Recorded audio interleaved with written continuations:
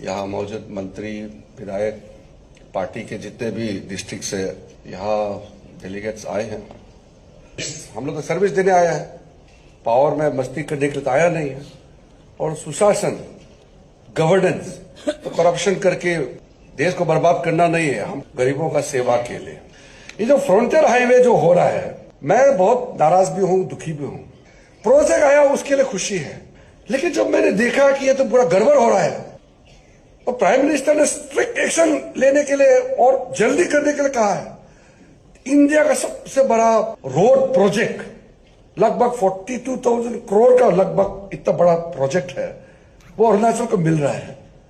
Timely होना चाहिए। तो उसने कैबिनेट सेक्रेटरी, हम लोगों ने मीटिंग किया, चीफ सेक्रेटरी को बुलाया, फिर सीएम साहब का साथ अलग से मीटिंग किया, फिर सेक्रेटरी रोड ट्रांसपोर्ट हाईवे को घर में बुला करके फिर अलग से मैंने मीटिंग किया।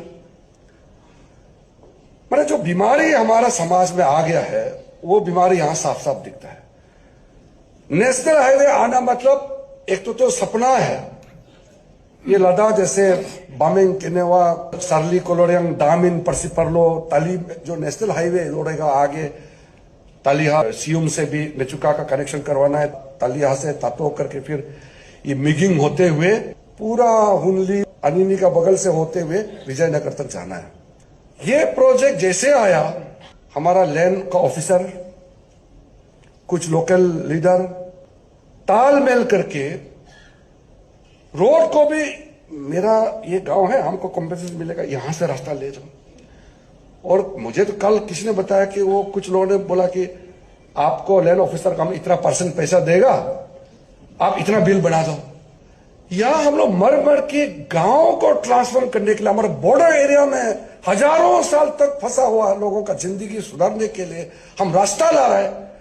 आप ये पैसा खाने के चक्कर में रास्ता बंद करने जा रहे हैं, ऐसे कैसे होगा?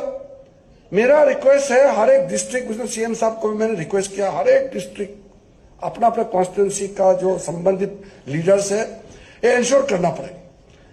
कौन है ये ऑफिसर करोड़ों लूटने जा रहा है? कल भी हम 234 करोड़ अप्रूव करके बांटा है। अभी इस काम में भी मोर देन 200 करोड़, हजारों करोड़ बांटने वाला है। वैसे तो ऐसा जगह में हाईवे आ रहा है, यही बहुत बड़ा बात है। ये पैसा तो बोनस है।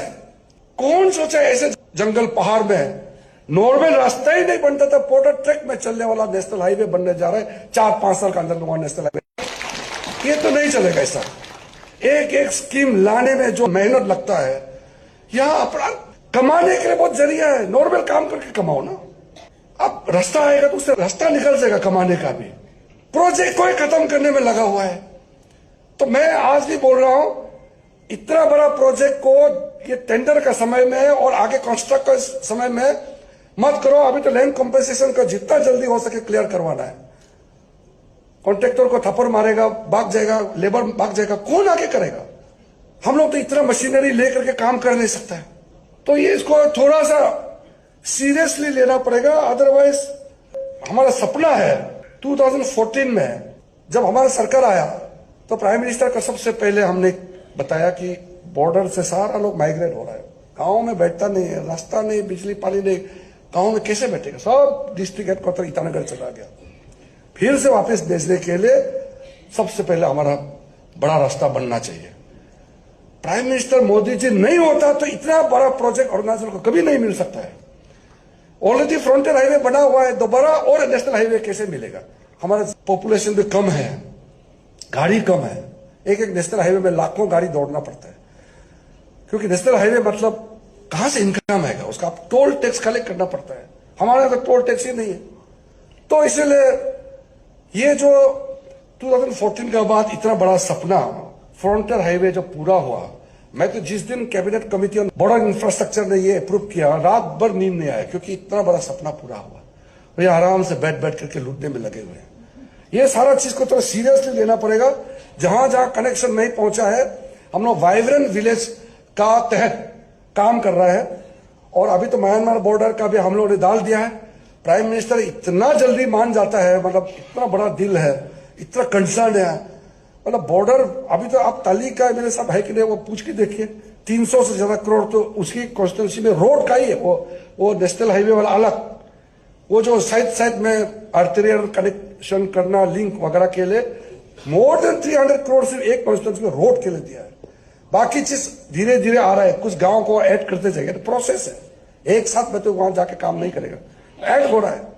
वाइब्रेंट विलेज का करने के बाद हम लोगों को रूरल एरिया को डेवलपमेंट करने के लिए स्टेट का कार्यक्रम बहुत चल रहा है, वो मैं अभी नहीं बताऊंगा।